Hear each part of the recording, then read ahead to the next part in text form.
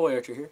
Today I want to show you guys my the final part of my PVC pipe flattened horse bowl build. I had like I think I have two other videos.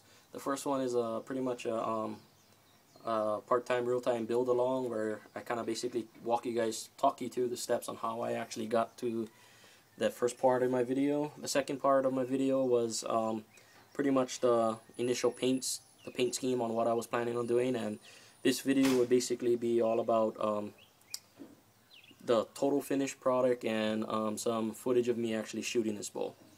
So let's get started, and I'll show you guys what the bowl actually looks like totally completed and strung. So you can see that there. So you can tell that this is that flattened style. So let me just pretty much tell you guys what I ended up doing to this bowl here. So the second video you guys seen with the paint scheme on it was the initial, just the paint, no clear coat, no nothing. I still was actually debating on if I was gonna keep that. I actually ended up keeping it, and it came out really nice. This is by far the best looking bowl I've actually ever built. Pretty much this whole concept on the paint idea and everything came from the Backyard Boyer. So thanks for the info. It made me a very nice bowl here. So if you can see here, it's pretty much the nice gloss look to it. You can see how the PVC actually really looks like wood. There's a couple of things here that I found out that if you're doing with as you're working the shoe polish, I'm not sure if you can see that there, but there's like some extra stainage here from the polish, and a couple of areas like this where basically what happened was the polish foamed up and I didn't get to it in time to wipe it out.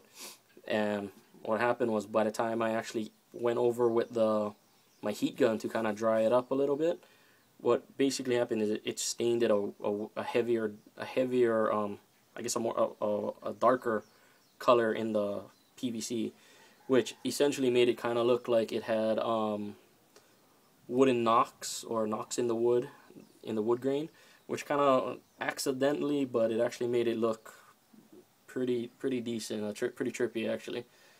So with that being said, as for the clear coat, as for the polish, I put 6 coats of polish.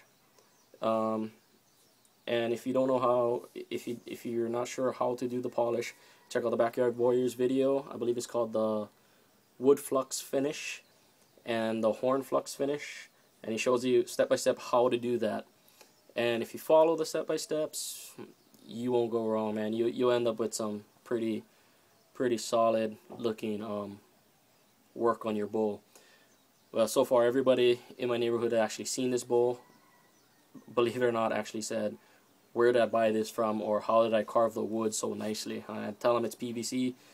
They're like, wow, it's really PVC. So it's kind of a cool conversation piece.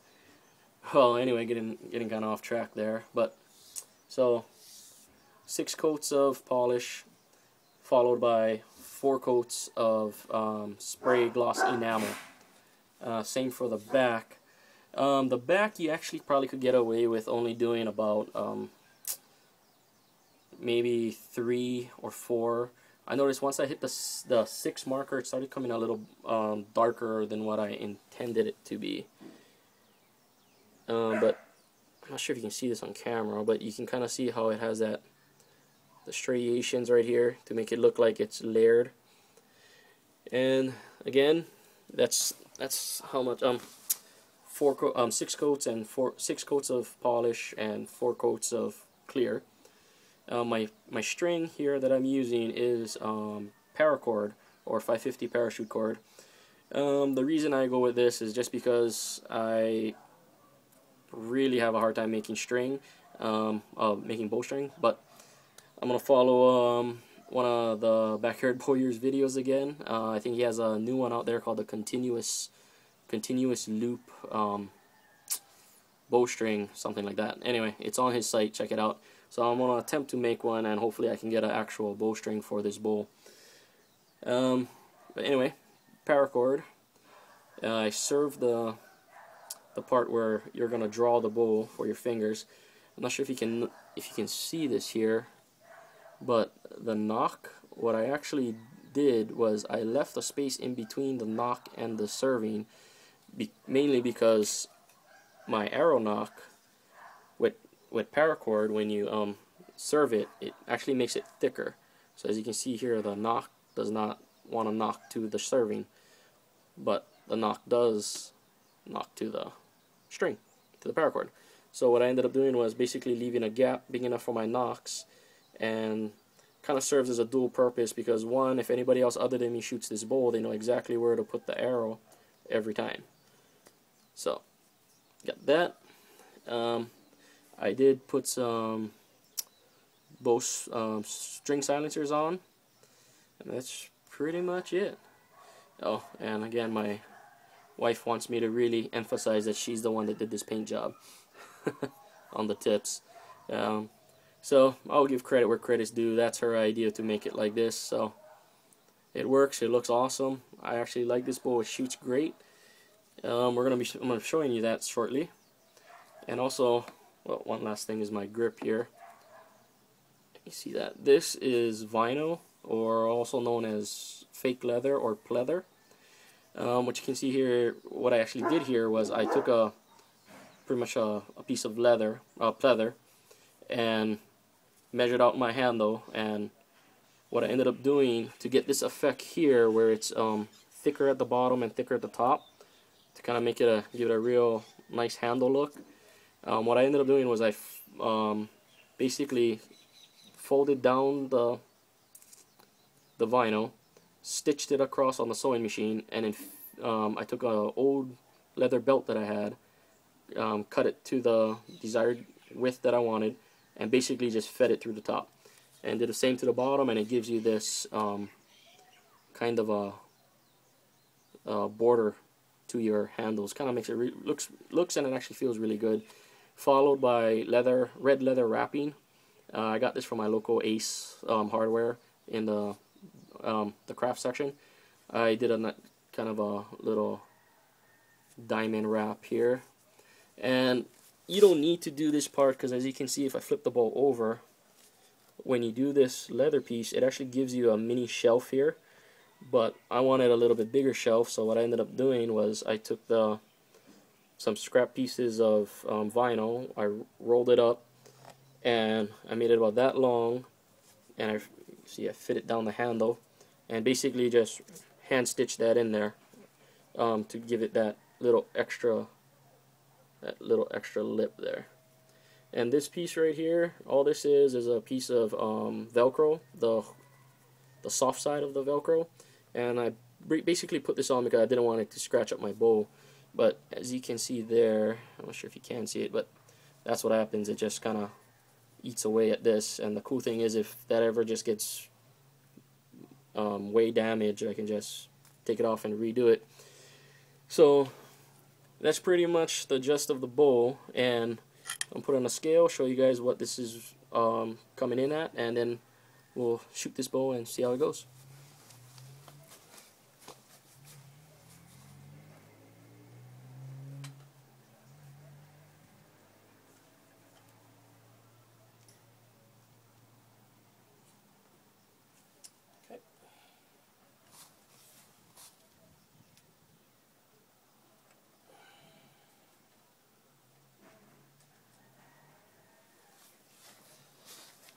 So, as you can see here, just slightly over 45 pounds. You can still consider this 45, or I guess 45.5 pounds at 27 inches. That's my draw length.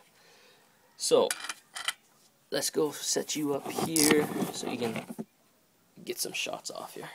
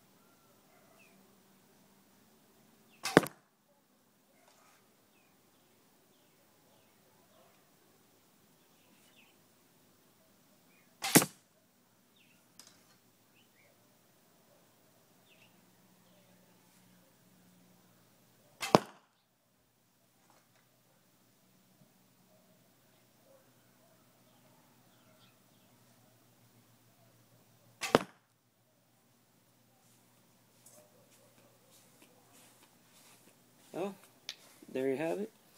Flattened PVC pipe horse bow. And sorry about the grouping, it's not the greatest grouping. I haven't been shooting for the last probably like 2 weeks. But anyway, this is what I ended up with. It's not the greatest shooting in the world, but it'll do for proof of concept. Well, hope you guys enjoyed this video. The next video I plan on making, hopefully if everything goes good, will be actually a goat hunt, which is what I have planned coming up in the next couple of probably 2 weeks or so.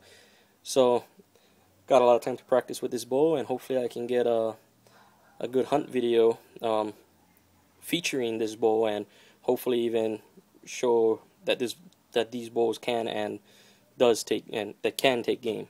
So with that being said, see you guys next week. Any questions, comments, leave it in the comments. I'll check you guys out later.